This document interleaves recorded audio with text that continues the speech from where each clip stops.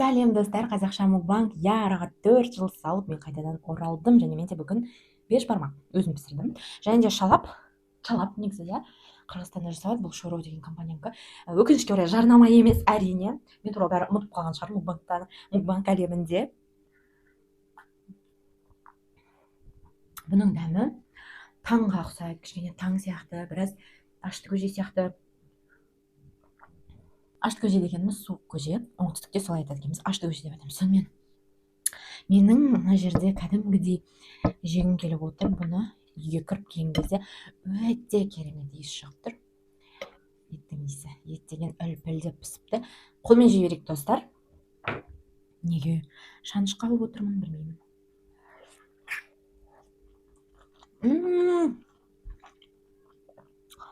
Өте дәмді.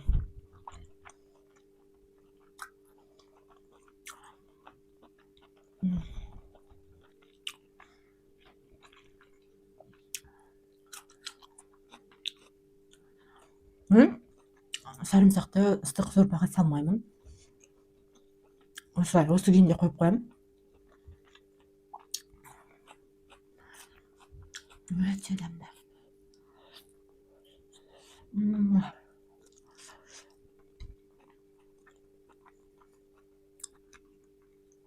Менің етім дәл ауызашар уақытында пісіп қалды. Содан кейін осылай жасап жібердім. Менің бұрыннан келе жатқан көрермендерім біледі. Барлығына таныс тақтайша. Алюка мукбанк деген жазуы бар.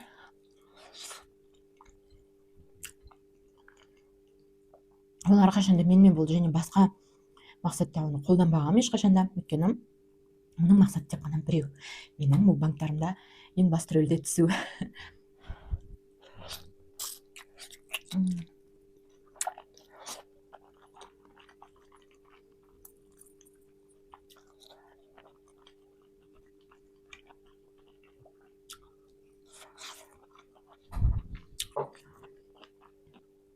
Мен мукбанкты жалғастырамын деп шештім. Бірақ та мен ютубқа кіріп қарасам, бұрынғы мукбангерлер түсірмейді екен. Мен бұрын көретін мукбангерлер осылай тамақ жеп отырып түсірмейді. Олар жалығып кетті ме, әлде бір ютубтың қандай да бір ережелері өзгерді ме, ол жағын мен білмеймін. Бірақ кіріп көрген ғой, қазір не түсіреді екен адамдарды. Түсірмей кетіп та.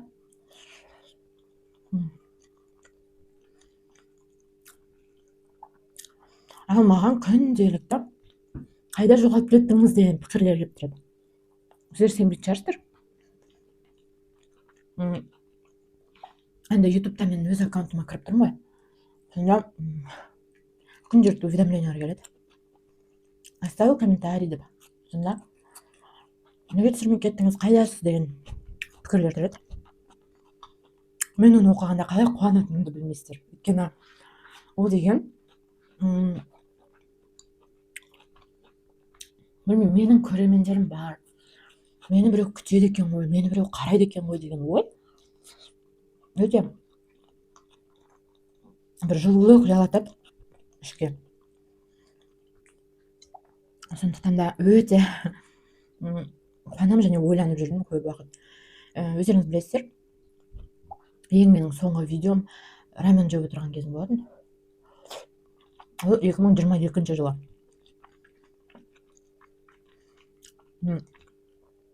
Рамен жеп отырған жерінен роддомға кетіп қалғам. Содан уақыт жоқ, тыныштық жоқ үйде, сондықтан да мен түсіруді қойып кеттім. Бірақ андай попыткалар болды.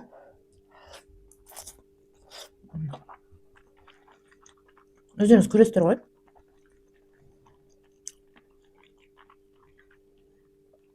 Бірақ біз сол кездерде менің ата-анамның үйінде тұрып жаттық та.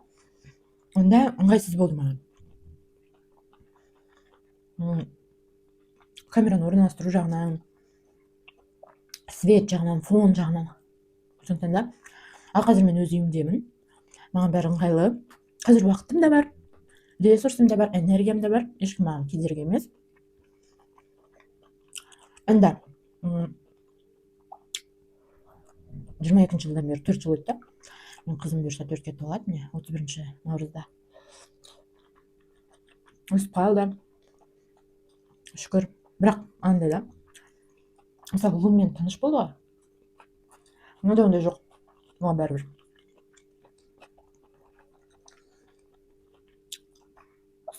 Мысалы енді мукбанг түсіруден ой жүрді ғой, менде көп уақыт жүрді. Содан кейін бүгін ет ашып жаттым да айттым, егер мен видео түсірсем тыныш жүресіңдер ме, жүресің бе деп қызымнан сұрасам, жоқ мен шулаймын дейді маған. Рахмет дедім, әйтеуір уговорили.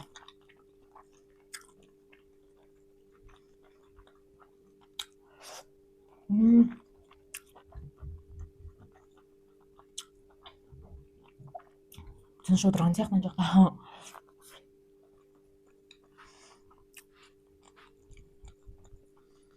Картоп сондай дәмді, тәтті бір дәмі бар. Қай жақтікі екенін білмеймін. Жалпы менде бұл пікірлер ғана менің ойымды түзеткен жоқ осы мукбангқа. Мен бірнеше ай бұрын тикток ашқанмын. Менде тикток болмаған баяғыда. Сосын тиктокты өзім үшін ғана түсіремін, андай бір әзіл араласқан сондай видеолар болмаса былай түсіре алмаймын. Түсіре алмаймын болғанда түсірмеймін. Бірақ ішім пысқан кезде стримға кіремін. Ол енді стримдегі прямой эфир, оны да түсінбей жүрдім қаншама уақыт. А менің ішім пысады, мен тамақ ішкен кезде, жалғыз өзім егер тамақ ішіп отырсам, стрим қойсам да отырамын тамақ ішіп. Сонда біріншіден бәрі жазады, сіз қандай дәмді тамақ ішесіз деп ше. Және әр стримде кемінде 3 адам міндетті түрде жазады, сіз Алёка мукбангсыз ба деп. Иә деймін. Сосын олар айтқан, сіз жас едіңіз, сіз бұрын күшті едіңіз деген сияқты. Қазір де сондай сияқтымын.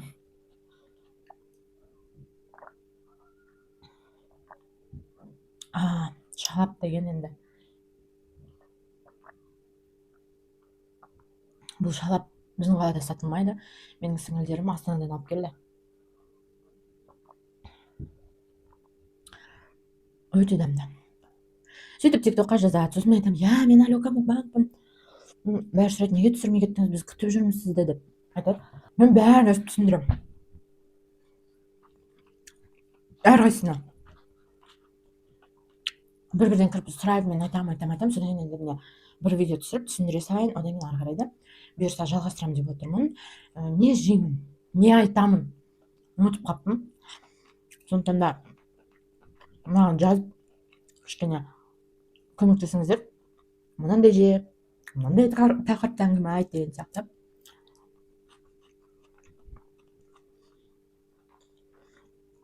Ал мен әр пікірді оқимын.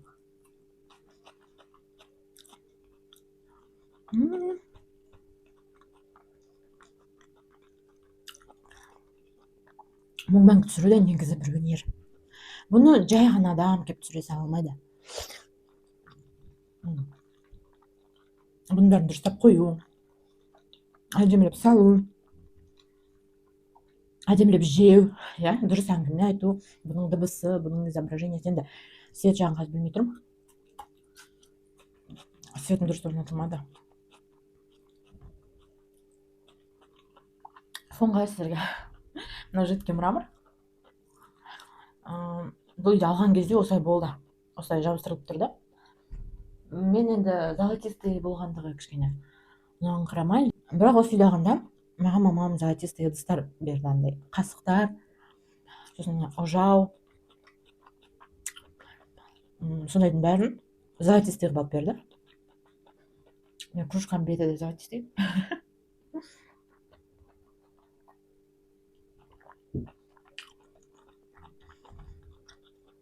Сондықтан келеді бәлі. Негізі күндіз можно түсіруге, бірақ күндіз енді ораза біткеннен түсіремін бұйырса. Өйткені мен ораза ұстап жүрмін.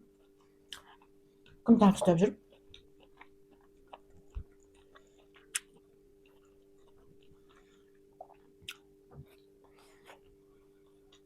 Осы мукбангты мысалы мен түсіре беремін ғой. Біздің қала кішкентай.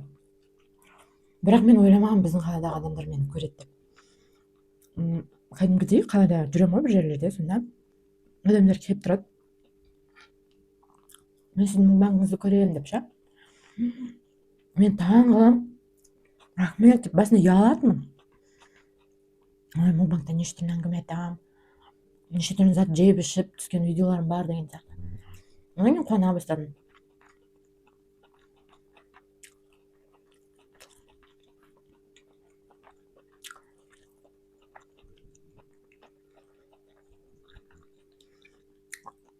Андай іс-шараларда жүремін ғой мен көбінесе.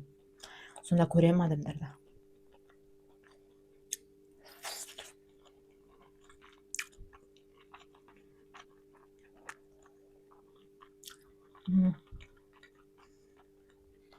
Өзім-ай. Картошка.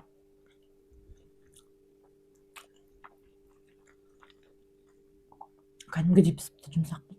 Мына тарелканы мен құрбыларым берді маған. Туған күніме. Тура осындай суретімен салған болатын инстаграмға. Күшті осы деп. Сондай тауып алыпты да маған берді. Енді барлық мукбангтарымда осы тарелканың түр-түрін көресіздер. Мынандай бар, мынадан кішірегі бар. Бұдан да кішкентайы бар. Мынау ең үлкені ғой деймін. Сосын кішірегі бар. Еще кружкамен бірге жүретін, одан да кішірегі бар. Кружкалары бар. Супницасы бар, андай.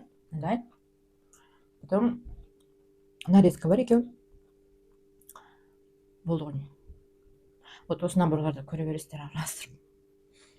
Мен кәдімгідей ұмытып қалыппын, қалай түсірем, ондай ұмытып қалғанда. Біраз паника болды ішімде. Қандай ыдысқа салам тамақты? Қолмен жеймін бе? Бастапқыдан бері қолмен жеймін деп ойлағанмын негізі. Вилка алыппын по привычке.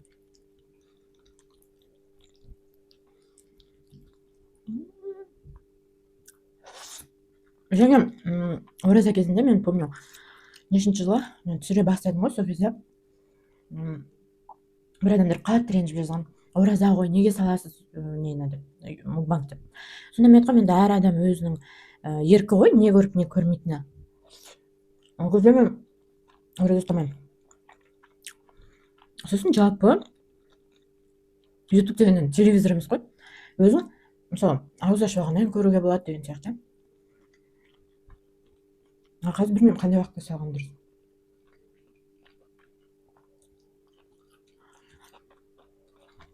Мысалы мен ораза ұстап жүріп кәдімгідей мукбанг, сосын ана инстаграмда да бір дәмді заттар жеп отыратын адамдарды кәдімгідей көре берем.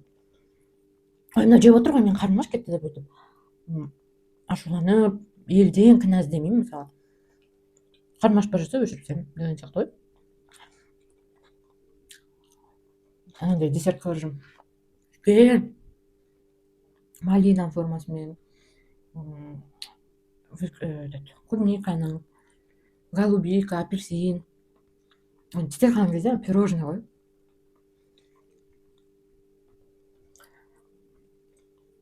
Сондай жеп көргім келеді.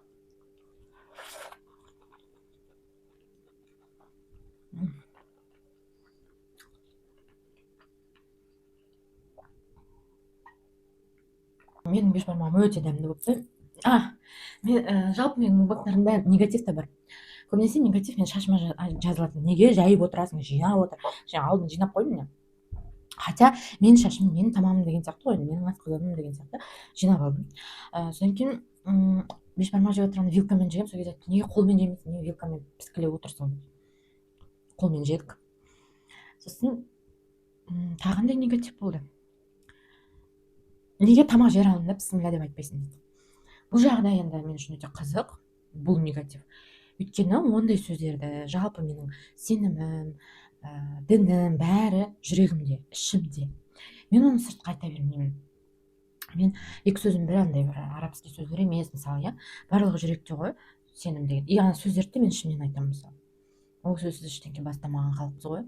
Және де соңғы онда ол андай лайтовый шалпылдатпай же деген пікірлер. Және өйтіп жазғандарға менің басқа оқырмандарым жазады астына, қалай ол шапалақ жемейді, күшті жеп отыр, тиіспе деген сияқты мені қорғайды. Сондықтан да бұл пікірлерге ренжімеймін, мені қорғап алатындықтан.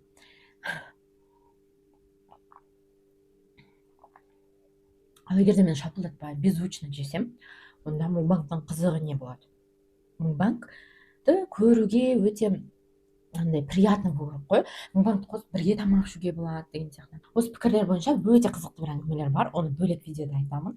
Маған кәдімгідей отзыв ретінде жекеме жазған адамдар болған өте керемет пікірлер. Енді оны мен басқа видеоларда міндетті түрде бөлісемін. Ал бүгін тек қана міне осылай сіздерге сәлем беріп, алдарыңыздан өтіп, мінекей мен оралып жатырмын ютубқа деп сіздерден қолдау күту үшін түсіріп отырмын. Хабарласып отырған жоқпын, түсіріп отырмын. Мінекей осындай мукбанг шықты. Сіздерге ұнаса міндетті түрде пікір жазыңыздар, лайк қойыңыздар, мені қолдаңыздар. Өйткені көпке жоғалып кеттім, енді көрермен саны да азаятын шығар, көретін уақыт, сағаттар саны азаяды. Мысалы ютубта сағатпен байланысты. Егер де менің видеоларымды мысалы сіздер толық көрсеңіздер, мысалы мынау бір 20 минуттық видео болса, толығымен көрсеңіздер 20 минут жинады, басқа кісі тағы толық көрсе 40 минут болып жинады, тағы толық көрсе 60 минут болып жинады. Сөйтіп маған 4000 сағат жинау керек екен. Соңғы бір жылдың ішінде 4000 сағат қаралым болса, егер де мені монетизацияға шығарады YouTube. Ал қазіргі таңда менде 3107 ма сондай болып тұр. Маған 4000-ға дейін толтыру керек, содан кейін монетизация басталады. Дегенмен де оны бастамай-ақ та түсіре берейін деп шештім, сіздердің алдарыңызда жүрейін деп.